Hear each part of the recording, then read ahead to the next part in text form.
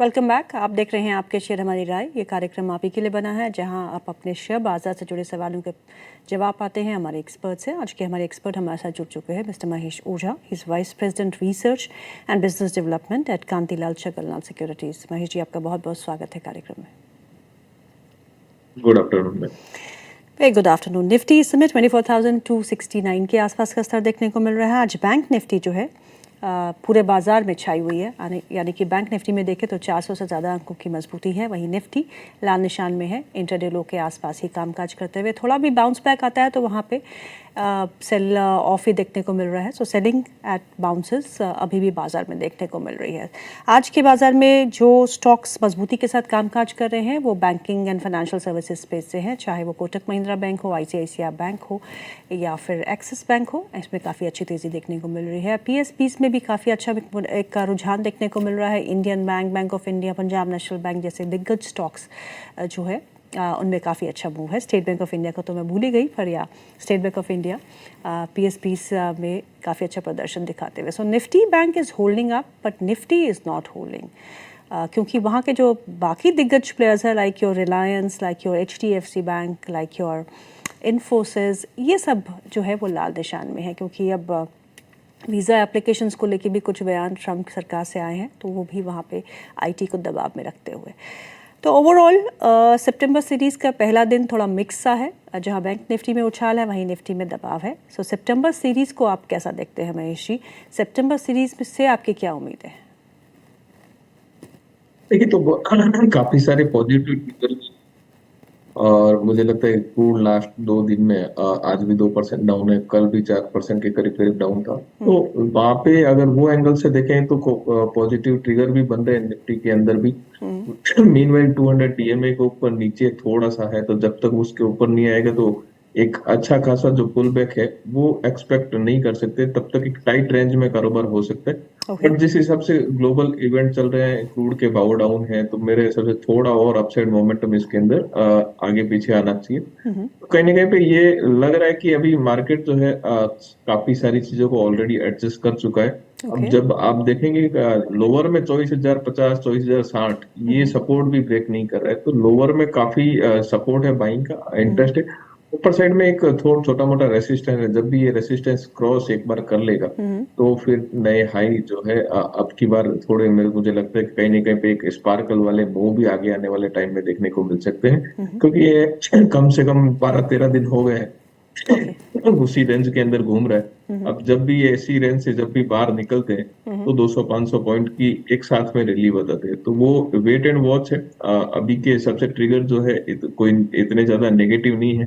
कल सेल्स का एक एक्सपायरी के कारण जो मूव हुआ था वो थोड़ा सा एडजस्टमेंट चल रहा है। लोअर में 24,260 के करीब करीब एक सपोर्ट बना हुआ है आज के हिसाब से, और अगर वो ब्रेक करता है तो फिर 24,160 ये नेक्स्ट सपोर्ट का जोन है। अपर साइड में 24,350 से 24,400 ये रेसिस्टेंस जोन है। ये इमीडिएट के अगर ये सरपास करेंगे तो फिर 24,600 तक की भी रेंज देखने को मिल सकती है। महेश जी, बैंकिंग स्पेस में आप क्या खरीद रहे हैं? देखिए, बैंकिंग स्पेस में 2-3 काउंटर है जहाँ पे ध्यान तेजी का बना हुआ है। कर्नाटका बैंक है, DCB बैंक है, बैंक ऑफ महाराष्ट्र है, और उसके अपार्ट अगर F&O में स्टॉक्स देखेंगे तो SBI प्रिफर्ड है, जहाँ पे वैल्यूएशन है, कंफर्ट है, और रिजनेबली अपने को एक अपसाइड भी आगे अगर लॉन्ग टर्म भी रखते हैं तो वहाँ पे एक रिजनेबली अपसाइड भी देखने को मिल सकती है। ये सारे बैंक जो है इनकी वैल्यूएशन रिजनेबल है, तो मेरे हिसाब से ये सारे काउंटर के अंदर अभी भी खरीदारी के मौके आराम से देखे जा सकते हैं। चलिए, अब सवाल जवाब का सिलसिला शुरू करते हैं। हमारे व्यूअर्स हमारे साथ जुड़ चुके हैं। हार्दिक कपूर का पहला सवाल है। हार्दिक कपूर जी पूछते हैं, very good afternoon Mahesh sir, मेरे पास जिंदल 100 है जो उन्होंने 293 रुपीज़ 75 पैसा में खरीदा है, लगभग 294 में, और हिंदुस्तान कॉपर है जो 570 के भाव पे खरीदा है। दोनों ही स्टॉक्स पे आपकी रणनीति क्या होगी? 293 में, 294 में जिंदल 100 या देखिए, मेटल में अभी फिलहाल एक अपसाइड मोमेंटम बना हुआ है। काफी सारे मेटल स्टॉक जो है परफॉर्म करते हुए नजर आ रहे हैं। बात हिंदुस्तान कॉपर की करेंगे तो OFS है, रिटेल के लिए ओपन हो चुका है, और वो क्लियरिंग प्राइस जो है 520 है, और अभी 550 के करीब चल रहा है। बट मुझे लगता है कि कहीं ना कहीं पे ये भाव जो है थोड़े से ज्यादा है, कंप्रेस्ड होते हुए नजर आ सकते हैं, क्योंकि OFS का साइज भी इतना ठीक बड़ा था। तो ये जो लिक्विडिटी मार्केट के अंदर फ्लोटिंग आएगी इतनी जल्दी एडजस्ट नहीं होनी चाहिए, वापस से कंप्रेस्ड होना चाहिए जब भी डिप मिलता है। ओके। आज तो ओएफएस चालू ही है, तो उसके बाद में जब भी कोई ठीक ठाक डिप मिले तब उसमें खरीदारी के मौके देखे। आज के लिए काउंटर को थोड़ा सा अवॉइड करें, या फिर करना भी है तो ओएफएस में जी। अप्लाई करने के चांसेस देखें। जी, मैं बिल्कुल वो जिंदल स्टॉक की बात करेंगे तो वही पूछ रही जिंदल थी स्टॉक की आपसे कि बात करेंगे तो ओएफएस में अप्लाई करना है या नहीं करना है। देखिए, लंबी अवधि के नजरिए से ओफेस में अप्लाई कर सकते हैं। और अगर शॉर्टर टर्म में आपको कोई आर्बिट्रेज की अपॉर्चुनिटी मिलती है तो वो गेन सामने सामने दिख रहा है। जी। बट थोड़े से भाव कंपेयर टू अदर काउंटर थोड़े ज्यादा है, तो मुझे लगता है कि कहीं ना कहीं जब भी कोई भी एक प्रॉफिट बुकिंग इवेंट होगा तो डाउन साइड के मौके वापस मिलेंगे, तब खरीदारी के अच्छे मौके भी मिल सकते हैं। जी। बात जिंदल सॉ की करेंगे। जिंदल सॉ का एक चार्ट काफी प्लेन चार्ट है और काफी बढ़िया चार्ट है। 278 का एक स्टॉप लॉस रखे और इसको अपनी पोजीशन को कंटिन्यू कर सकते हैं। मुझे लगता है कि कहीं ना कहीं ये आगे आने वाले दिनों में 320 से लेके 360 ये रेंज अपने को आगे आने वाले टाइम में देखने को मिल सकती है। ओके, चलिए अगला सवाल जो है वो गीतू कुमारी का है। गीतू जी पूछती हैं कि मुंजाल ऑटो 500 शेयर है उनके पास, 121 के स्तर पे खरीदे हैं, और एफसीएल है उनके पास 500 शेयर जो 49 रुपीज़ में खरीदे हैं। सेजिलिटी इंडिया भी है उनके पास जो उन्होंने 49 रुपीज़ में खरीदा है। तो तीनों ही स्टॉक्स पे आपका व्यू, Munjal auto, FCL and Sagility India. देखिए, एफसीएल स्पेसिफिक बात करेंगे, केमिकल कंपनी है और अगर आप लॉन्गर टर्म में भी देखेंगे तो काफी अच्छा रिटर्न बना के दिया है। ये पहले 30-40 रुपए से 300 रुपए तक है, बाद में स्प्लिट हुआ और वहां से भी एक अच्छा खासा हो गया। कंपनी काफी बढ़िया है, वर्किंग है और ट्रैक में भी है। तो मेरे हिसाब से ये स्टॉक्स आपको होल्ड कर सकते हैं। थोड़ा सा लंबा नजरिया रखे, 12 से 18 महीने का नजरिया रखे, हो सकता है कि 75-80 ये रेंज भी अपने को देखने को मिल जाए। ओके। मोमेंटम चार्ट पे भी काफी बढ़िया है और फंडामेंटल भी ठीक ठाक है, तो मेरे साथ इसको होल्ड कर सकते हैं। दूसरा है सेगिलिटी इंडिया। तो सेगिलिटी इंडिया के अंदर भी वैल्यूएशन है, बट वहाँ पे जिस हिसाब से यूएस के कंसर्न है, इसके कारण से वो जो वैल्यू है वो अभी स्क्रीन पे विजिबल नहीं हो पा रही। तो थोड़े से वहाँ पे ये कंसर्न है, जब भी ये कंसर्न रिजॉल्व होंगे तब आपको 65 से 70 की रेंज सेगिलिटी में भी देखने को मिल जाएगी। ओके, एक और स्टॉक जो था वो मुंजाल ऑटो 121 में खरीदा है। ये देखिए, मुंजाल ऑटो की मेरे हिसाब से हीरो मोटोकॉर्प की ग्रुप की कंपनी है और ये स्टॉक जो है काफी साइडवेज टाइप पे रहता है। तो अगर है तो फिलहाल एक स्टॉप लॉस के साथ में होल्ड करें। स्टॉप लॉस 104 का रखें। ओके। अपर साइड में अगर जब भी ये 128 के ऊपर क्लोजिंग बेसिस पे निकलता है या वीकली क्लोजिंग आती है तो उसके बाद में 150-60 की भी रेंज अपने को देखने को मिल सकती है। ओके, विवेक जी का सवाल है। विवेक पूछते हैं सायंट के बारे में। सायंट आज सुबह से एक अच्छे मोमेंटम में है ना, 910 की बाइंग प्राइस है। अभी क्या करना चाहिए इन लेवल्स पे? देखिए, 2 दिन हो गया है और 2 दिनों में एक अच्छा खासा मोमेंट ऑलरेडी कैप्चर हो चुका है। तो मेरे हिसाब से पार्स अगर है तो प्रॉफिट बुकिंग करना चाहिए और वापस से लोअर मिले तब री एंटर के मौके देखने चाहिए। 2 दिन में इतना चल गया तो छोटी मोटी प्रॉफिट बुकिंग भी आ सकती है। ओके, अगला सवाल जो है वो राजू कुमार प्रसाद जी का है। राजू कुमार प्रसाद जी के पास पटेल इंजीनियरिंग के शेयर है। वो आपसे स्टॉप लॉस मांग रहे हैं और टारगेट क्या हो सकते हैं लॉन्ग टर्म के लिए? देखिए, पटेल इंजीनियरिंग काफी टाइम से एक साइडवेज हो रखा है। तो मेरे हिसाब से अगर यहाँ पे रिस्क रिवॉर्ड अगर देखेंगे तो काफी फेवरेबल है। ऑर्डर बुक ठीक ठाक है।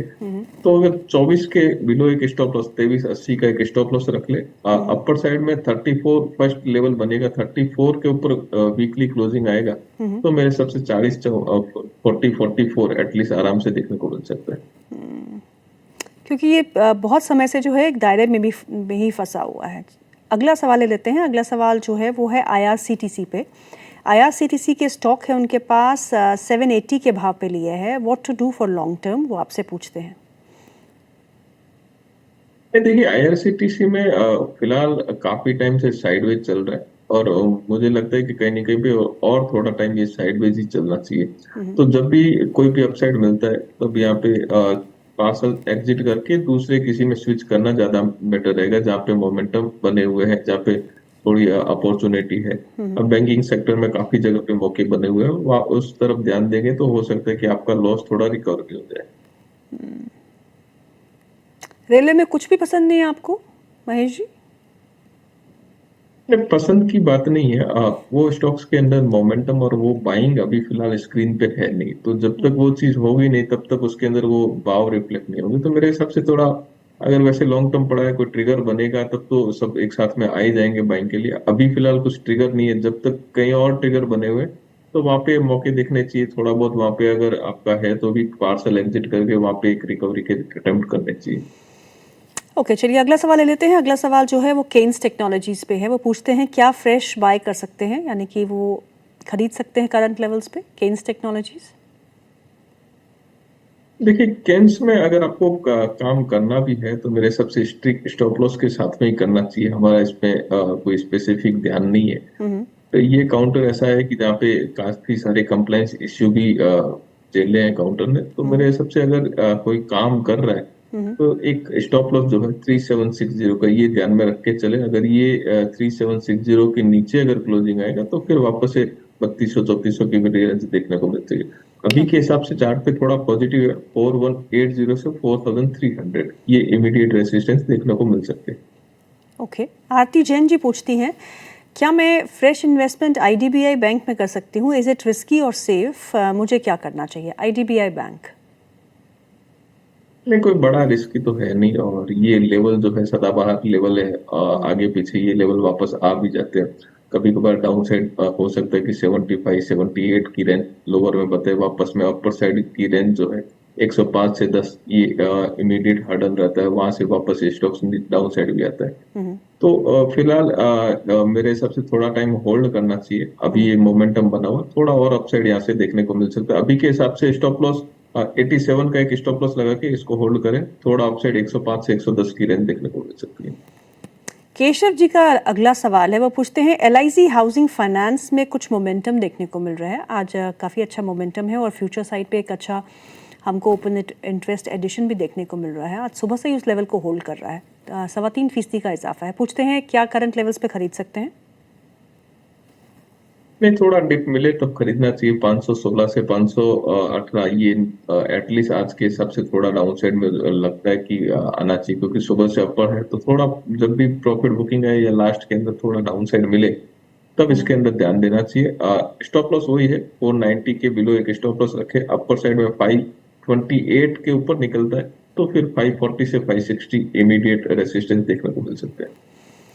ओके, आयुष अग्रवाल जी पूछते हैं उन्होंने आरबीए खरीदा है, आरबीए एट 95 रुपीज़। 2023 से ये स्टॉक को होल्ड कर रहे हैं। आपसे पूछते हैं होल्ड करूं, रखूं या फिर एग्जिट ले लूं इस स्टॉक से? नहीं, एग्जिट ले लेने चाहिए। काफी सारे स्टॉक अवेलेबल हैं जहाँ पे मोमेंटम भी है, जहाँ पे नंबर भी अच्छे आ रहे हैं। यहाँ पे काफी टाइम से काफी सारे इन्वेस्टर अटके हुए हैं, तो पैसा अटका के मतलब नहीं है। जहाँ पे मोमेंटम है, जहाँ पे ग्रोथ है, तो वहाँ पे लेना ज्यादा बेटर है। फिर भी अगर आपको ज्यादा अट्रैक्टिव लग रहा है तो पार्सल एग्जिट कर लीजिए, जिससे कि आपको दूसरी जगह पे मौके मिले तो वहां से कुछ भी कवर होता है या गेन होता हुआ नजर आए। सुमित का अगला सवाल है। वो पूछते हैं वेदांता में मेरे पास शेयर पड़े हुए हैं जो उन्होंने 200 के भाव पे खरीदा है, बहुत पहले खरीदे होंगे, उसके बाद एक शार्प अप्रूव भी आया, उसके बाद करेक्शन भी देखने को मिली, तो अब करंट लेवल्स पे क्या करना चाहिए? नहीं, देखिए, वेदांता मेरे हिसाब से अगर जो डी लिस्टिंग हुए, डी मर्जर हुए हैं उससे पहले का अगर है तो काफी सारे चीजें हो गई है। पर्टिकुलर इसी वेदांता काउंटर की अपन स्पेसिफिक बात करें तो मेरे हिसाब से होल्ड करना चाहिए। काउंटर में अभी काफी दिनों के बाद में ब्लॉक डील वगैरह सारी एडजस्टमेंट या जो भी बोलते कंसोलिडेशन ऑलरेडी हो चुका है। तो यहाँ से 260 के बिलो 258 का स्टॉप लॉस रखना चाहिए। अपर साइड में वापस से ये 300 320 इमीडिएट रेसिस्टेंस देखने को मिल सकता है, और उसके ऊपर निकलता है तो 350 तक की भी रेंज देखने को मिल सकती है। काफी टाइम का कंसोलिडेशन के बाद में वापस एक अपर साइड मेंटेन करना है, तो ये थोड़ा सा पॉजिटिव साइन लग रहा है। ओके, अगला सवाल सुनीता जी का है। सुनीता जी पूछती हैं जी एंटरटेनमेंट एंटरप्राइज के स्टॉक्स हैं उनके पास, 100 रुपए के भाव पे एवरेज प्राइस है। अब मुझे मुनाफा ले लेना चाहिए या फिर निवेशित रहना चाहिए? देखिए, काउंटर में स्पेसिफिक देखेंगे तो फंडामेंटली वैल्यूएशन तो काफी सारी है, बट जिस हिसाब से कुछ ना कुछ ग्रुप कंपनीज के साथ में चलता रहता है तो अपर साइड में सस्टेन नहीं करता। तो मेरे हिसाब से जब भी अपर साइड मिले तब इसके अंदर प्रॉफिट बुकिंग पार्सल कर लेना चाहिए। लोअर में वापस से मौके देखने चाहिए, जहाँ पे लोअर में वापस, क्योंकि एक पॉजिटिव न्यूज आती है बाद में वापस से आती है, तो जब तक फुल्ली क्लेरिफिकेशन